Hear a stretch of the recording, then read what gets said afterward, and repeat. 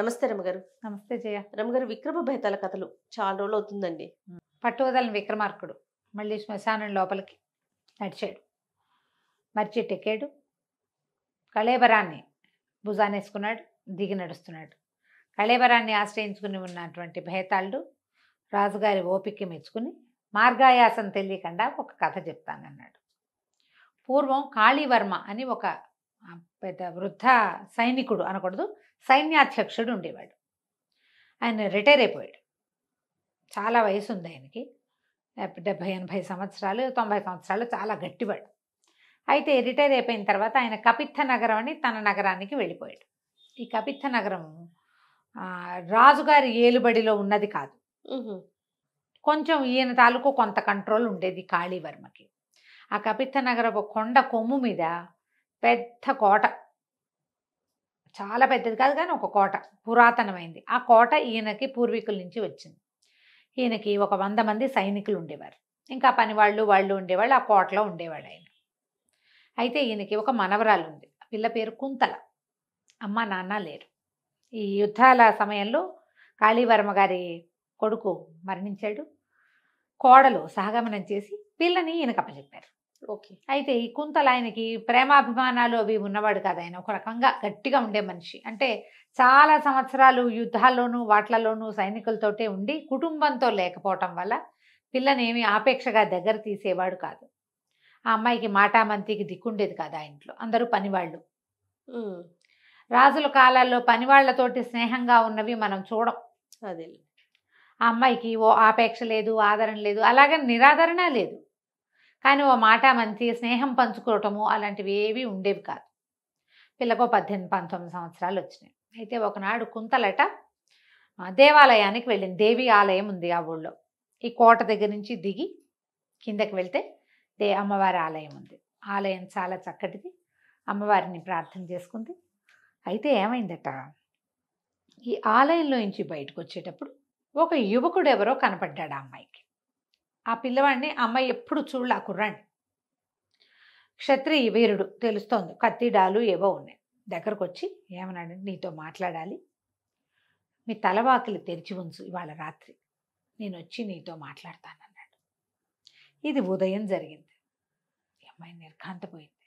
కాకపోతే ఎవరైనా ఒకళ్ళ దగ్గరకు వచ్చి నీతో మాట్లాడాలి అని మృదువుగా మాట్లాడింది ఆ అమ్మాయి జీవితంలో ఎరగదు. ఒక రకమైన ఆపేక్ష, నీతో మాట్లాడాలి, మన ఇద్దరం కబుర్లు చెప్పుకుందాం అంటే ఎలా ఉంటుంది మరి? ఇంట్రెస్ట్. పిల్ల చాలా ఆసక్తి వచ్చింది ఆ అమ్మాయికి. అంత ఆప్యాయతని ఆ పిల్ల ఎప్పుడు చవి చూసింది లేదు.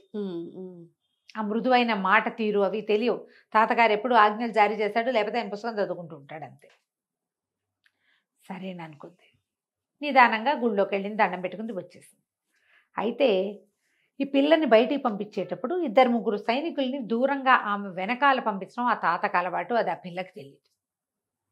ఆ చూసిన సైనికులు ఎవరో స్ఫురద్రూపి అయిన క్షత్రియ యువకుడితోటి కుంతల మాట్లాడింది ఆ వార్తని ఈయనకి చేరేశారు. అయ్యో.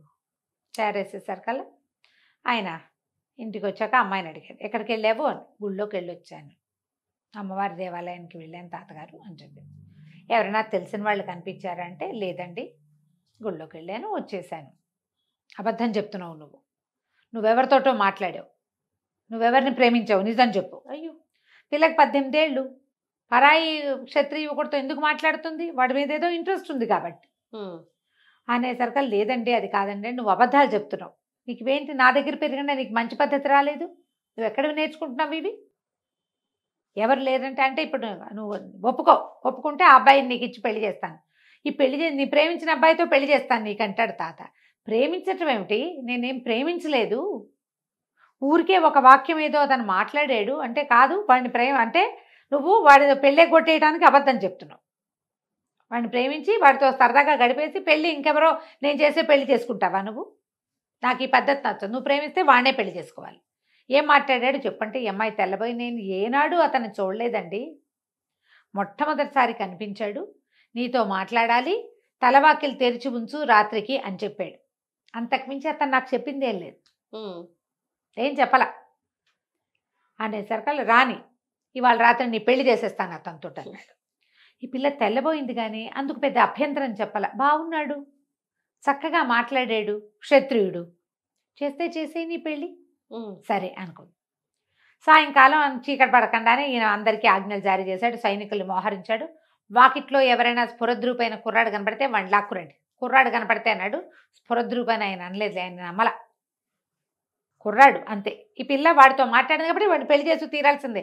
మనకి ఇప్పుడు వీళ్ళు ఉన్నారు కదా, అదేదో దళ్ బజరంగ్ దళ్ వాళ్ళు, ఎవరితోటైనా కనపడితే వాళ్ళతో పెళ్ళిళ్ళు చేసేయటమేనని. ఆయన కూడా అదే పంద.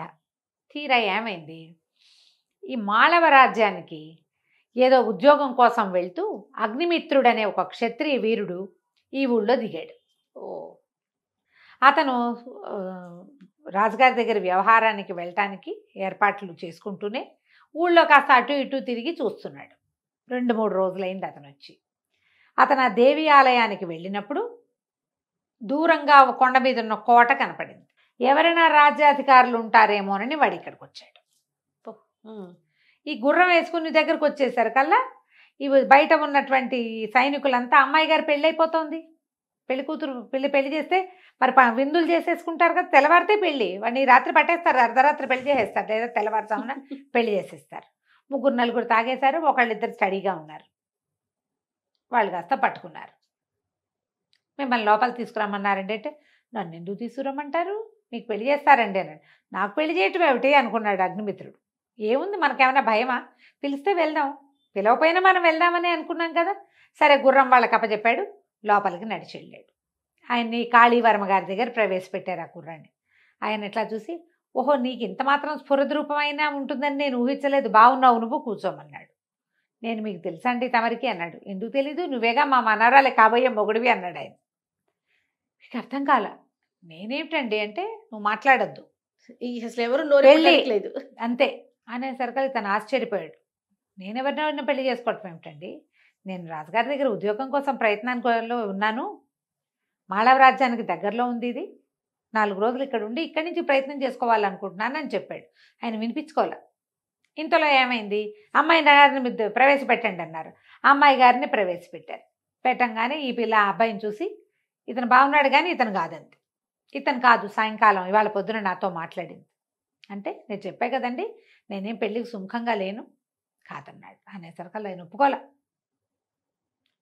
అదంతా నాకు తెలీదు, ఈ అమ్మాయి పొద్దున ఒకటితో మాట్లాడింది, సాయంకాలం నువ్వు వచ్చావు, మా కోటలోకి ఎవడొస్తే వాడితో పెళ్ళి అని మేము నిశ్చయించుకుని ఉన్నాం. మీ ఇద్దరు ఒక అరగంట సంప్రదించుకుని పెళ్ళికి సుముఖంగా ఉండాలి, లేకపోతే ఇద్దరిని నరికి కోట నువ్వు ఇక్కడి నుంచి తప్పించుకోలేవని చెప్పాడు. ఈ బిల్డింగ్కి, ఈ కోటకి వెనకాల అగడుతుంది, 600 అడుగుల లోతుంది అగట్ట. నువ్వు అటు దిగితే అటు పడిపోతావు, బయటికి వెళ్తే 100 మంది సైనికులు ఉన్నారు, చంపేస్తారు, ఆలోచించుకో, పెళ్ళా చావా అన్నాడు. మనవరాలు కూడా అదే చెప్పాడు. చెప్తే ఈ పిల్ల బిక్కమొహం వేసి, ఏమండి మీకేమి రోతగా లేకపోతే పెళ్ళి కొప్పుకోండి, పెళ్ళి కొప్పుకోండి, మా తాత చండశాసనుడు అన్నది. అనేసరికి రోత ఏమిటి, బలేదాని, ఇంత చక్కటి పిల్లని పెళ్లి చేసుకోవడానికి నాకేం అభ్యంతరం, కాకపోతే నువ్వెవరినో ప్రేమించావు, నువ్వు పొద్దున ఎవరితోటో నువ్వు మాట్లాడావు, అది నేను అనుకుంటున్నాడు మీ తాత. నేను చచ్చినా పర్వాలా, నువ్వు ప్రేమించిన వాడిని పెళ్లి చేసుకునే అర్హత ఉందమ్మా, నువ్వు అందమైన పిల్లవి, బుద్ధిమంతురాలివి, సత్యమీరా వద్దన్నాడు.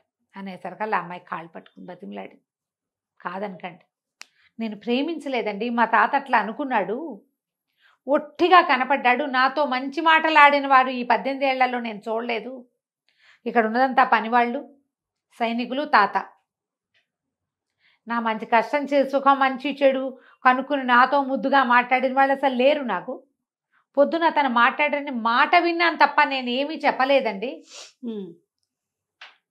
ఇప్పుడే నా పంచప్రాణాలు మీ మీదకి వచ్చేసినాయి, వృధాగా నా కోసం చచ్చిపోవద్దు, పెళ్లి చేసుకుందాం అన్నది. అతను కూడా ఏమనుకున్నాడు, ఏదైతే ఈ పిల్ల ప్రేమించలేదు అని పెళ్లి చేస్తానంటున్నాడు, సరేనన్నాడు. తెల్లవారేసరికి పెళ్ళైపోయింది. తర్వాత అగ్నిమిత్రుడికి ఈయనే కాళీవర్మే రాజుగారి దగ్గర మాట్లాడి చక్కటి ఉద్యోగం వేయించాడు. మనవరాల్ని అగ్నిమిత్రుడిని ఇద్దరిని రాజాస్థానానికి పంపించేశాడు. అయిపోయింది కథ. బేతాళుడు ఈ కథ చెప్పాడు. ఈ కథలో ఈ అమ్మాయి ఉంది కదా కుంతల, ఉదయం ఒకడిని చూసింది, మధ్యాహ్నం తాత ఆ అబ్బాయితో నీకు పెళ్ళి అంటే ఒప్పుకుంది, రాత్రి ఇతన్ని పెళ్లి చేసుకోండి నన్ను అని ఎందుకు అడిగింది, బతిమలాడింది. ఎందుకు బతిమలాడింది, మనసు ఎట్లా మార్చేసుకుంది, ఇప్పుడు వీడు చావడానికైనా సిద్ధమే కానీ పెళ్లి కుదరదన్నవాడు వాడు ఎందుకు ఒప్పుకున్నాడు? నీ ఉద్దేశం ఏంటో చెప్పన్నాడు.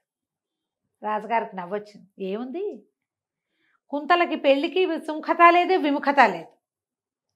ఇతను ఇంత చక్కటి పిల్లవి, బుద్ధిమంతురాలివి, నువ్వు ప్రేమించిన వాడిని పొందే అర్హత ఉంది నీకన్నా అన్న ఒక్క మాటకి అతనితో ప్రేమలో పడింది. తన ప్రేమ కోసం నేనెవరో తెలీదు, నా ప్రేమ కోసం వాడు చచ్చిపోవడానికి సిద్ధపడ్డాడు. చావైనా పర్వాలేదు, పెళ్లి మాత్రం కుదరదన్నాడు.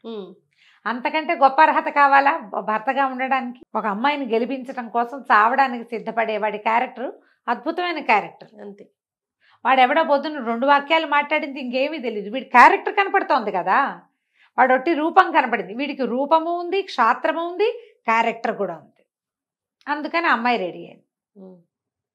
ఎప్పుడైతే ఇంత చక్కటి పిల్ల స్పష్టంగా నిజం చెప్పిందో, ప్రేమ లేదు, నాకు ఏ పరిస్థితి లేక వాడు మాట్లాడిన మాటకి నేను మాట్లాడేది తప్పిస్తే విషయం ఏమీ లేదు అని అమ్మాయి ఎంత స్పష్టంగా చెప్పాక ఈ తాత, మనవరాలు, ఉద్యోగము 3 కనపడుతున్నాయి. ఎందుకు మానుకోవాలి?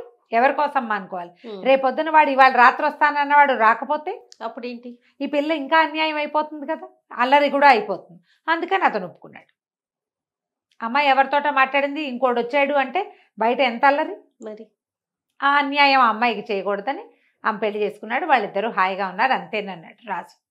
అనగానే భేతాళుడు అన్నాడు, అద్భుతంగా చెప్పావు సమాధానం, అదే జరిగింది, కానీ నేను నీతో ఉండను, నువ్వు మౌనభంగం చేసావు కదా అని రివ్వమంటూ శవంతో సహా ఎగిరి వెళ్ళిపోయాడు. రాజుగారు మళ్ళీ వెనక్కి తిరిగి నడవడం మొదలుపెట్టాడు. కంచికి మనం ఇంటికి. చాలా బాగుందండి. నమస్తే. నమస్తే.